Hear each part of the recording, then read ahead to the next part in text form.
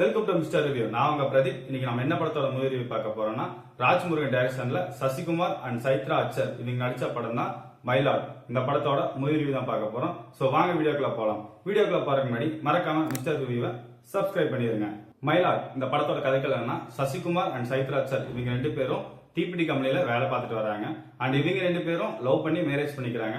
So இதுக்கப்புறம் Sasikumar and Chaitra அச்சர் இவங்க ரெண்டு பேரும் சந்தோஷமா வந்துட்டு இருக்கும்போது சைத்ரா அச்சருக்கு திடீர்னு பார்த்தா உடல்நிலை சரியில்லாம போயிருது. சோ இதனால சசிகுமார் நிறைய ஹாஸ்பிட்டல் கூட்டு போறாரு. பட் என்னன்னா காசு தான் ரொம்ப செலவாகுது. அதனால அவர் ரொம்ப கடன் வாங்குறாரு. திடீர்னு பார்த்தா சசிகுமார்லாம் அந்த கடனை அடைக்க முடியல. சோ இதனால இவங்க ரெண்டு பேரும் என்ன பிளான் பண்றாங்கன்னா, ஊரை விட்டு வெளியே போயிடுறாங்க. அப்ப வெளியே போகும்போது அதே சமயத்துல தீப்பிட்டி கம்பெனி தீ பிடிச்சி இருந்தது. அது தெரிஞ்சுட்டு அந்த வட்டி கொடுத்தவன் என்ன பண்ணிடுறான்னா, சசிகுமார் அண்ட் சைத்ரா அச்சரோட டெத் சர்டிபிகேட் வச்சு இவர் பணம் வாங்கி வட்டி கட்டிட்டு இருக்கான். அப்போ ஒரு நாள் சசிகுமார் அண்ட் சைத்ரா அச்சர் திரும்ப ஊருக்குள்ள வர்றாங்க. அப்ப ஊருக்குள்ள வரும்போது அந்த வட்டி கட்டுறவன் சசிகுமார் அண்ட் சைத்ரா அச்சர் ரெண்டு பேர்த்தையுமே அடிச்சு ஊரை விட்டு வெளியே துரத்திடுறான். சோ இதனால சசிகுமார் தனக்கு நீதி வேணுங்கிறதுக்காக என்ன பண்றாருன்னா, ஒரு ரிப்போர்ட்டரை போய் பாக்குறாரு. அண்ட் அதே சமயத்துல ஒரு அமைச்சருக்கு ஒரு கிட்னி வேணுங்கிறதுக்காக சசிகுமாரோட கிட்னி செட் ஆன்னு சொல்லி கேட்கறாங்க. சோ இதனால சசிகுமார் கிட்னி கொடுத்தாரா, சைத்ரா அச்சரோட உடல்நிலை எப்படி சரியாச்சு. சோ இதான் இந்த படத்தோட ஒன்லைனா இருக்குது.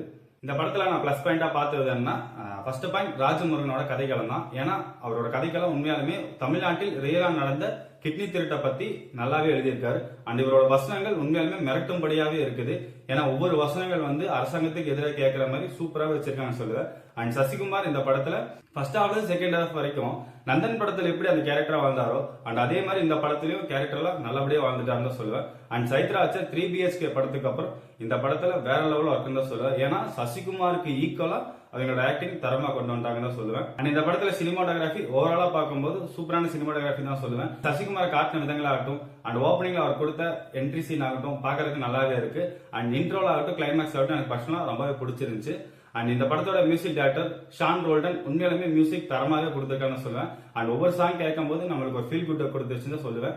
இன்னும் இந்த படத்துல ஸ்கிரீன் பிளேஸ் ஆகட்டும் அண்ட் கதைக்களம் ஆகட்டும் கொஞ்சம் மாற்றங்கள் பண்ணிருக்கலாமோ. ஏன்னா ஒவ்வொரு இடத்துல பார்க்கும்போது லேகிங் நிறைய வருது. சோ அதெல்லாம் கொஞ்சம் மாற்றிருந்தாலே இன்னும் இந்த படத்துக்கு பல வெற்றிகள் கிடைச்சிருக்கும். ஆனா உண்மையாலுமே ராஜ்முருகனுக்கு ஜப்பான் படத்துக்கு அப்புறம் இந்த படம் ஒரு தரமான ஒரு வெற்றி படம் தான் சொல்லுவேன். சோ ஃபேமிலி ஆடியன்ஸ் இந்த படத்தை நீங்க கண்டிப்பா போய் தியேட்டர்ல வாட்ச் பண்ணி பாருங்க. ஏன்னா சசிகுமாரோட நந்தன் படத்துக்கு அப்புறம் இந்த படம் ஒரு நல்ல ஒரு ஆக்டிங் பிலிமாவே இருக்கும். நான் இந்த படத்துக்கு கொடுக்க ரேட்டிங் 5/2 3.5. சசிகுமார் ஃபேன்ஸ், நீங்க இந்த படத்தை பார்த்துட்டீங்களா? இந்த படம் உங்களுக்கு என்ன ஃபீலை கொடுத்துச்சு மறக்காம கமெண்ட்ல சொல்லிட்டு போங்க. சோ இந்த மாதிரி மூவி ரிவ்யூக்கு மறக்காம மிஸ்டர் ரிவ்யூவை சப்ஸ்கிரைப் பண்ணிருங்க.